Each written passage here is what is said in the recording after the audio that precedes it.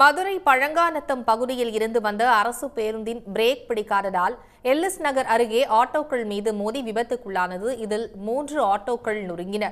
கூடுதல் விவரங்களை செய்தியாளர் செல்வகுமாரிடம் கேட்கலாம். செல்வகுமார், இந்த விபத்து தொடர்பான கூடுதல் விவரங்களை பதிவு செய்யுங்க. யாருக்காவது காயம் ஏற்பட்டிருக்கிறதா? என்ன நிலவரம்?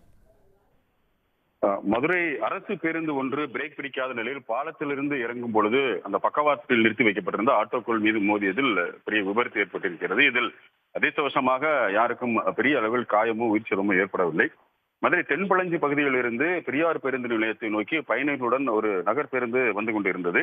இந்த பேருந்து மதுரை எல்லிஸ் நகர் பாலத்திலிருந்து ஏறி அந்த பாலத்திலிருந்து கீழே இறங்குகின்ற பொழுது அந்த பேருந்தில் இருக்கக்கூடிய பிரேக் முழுமையாக பிடிக்காததால் அந்த பேருந்தை கட்டுப்படுத்தி நிறுத்துவதற்காக பேருந்து ஓட்டுநர் மிகவும் முயற்சிகளை மேற்கொண்டிருக்கிறார். வழக்கமாக இந்த பேருந்து நிலைய சந்திப்பு என்பது மிகவும் நெருக்கடி மிக்க, அதாவது அதிக அளவில் வாகனங்கள் நிற்கக்கூடிய ஒரு பகுதி. எனவே மற்றவர்கள் மீது மோதி விபத்துகளை ஏற்படுத்தி விடக்கூடாது என்பதற்காக பக்கவாட்டில் இருக்கக்கூடிய அந்த சிமெண்ட் தடுப்புகள் மீது தடுத்து நிறுத்துவதற்கான முயற்சியை மேற்கொண்டிருக்கிறார். அப்போது அந்த பகுதியில் நிறுத்தி வைக்கப்பட்டிருந்த 3க்கும் மேற்பட்ட ஆட்டோக்கள் மீது மோதியதில் ஆட்டோக்கள் முழுமையாக சேதமடைந்திருக்கிறது.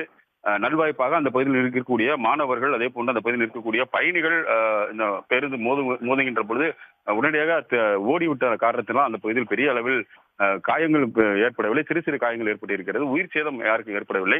இந்த சம்பவம் குறித்து உடனடியாக தற்போது சம்பவ இடத்திற்கு போக்குவரத்துறை அதிகாரிகளும் காவல்துறை அதிகாரிகளும் வந்து விசாரணை மேற்கொண்டிருக்கிறார்கள்.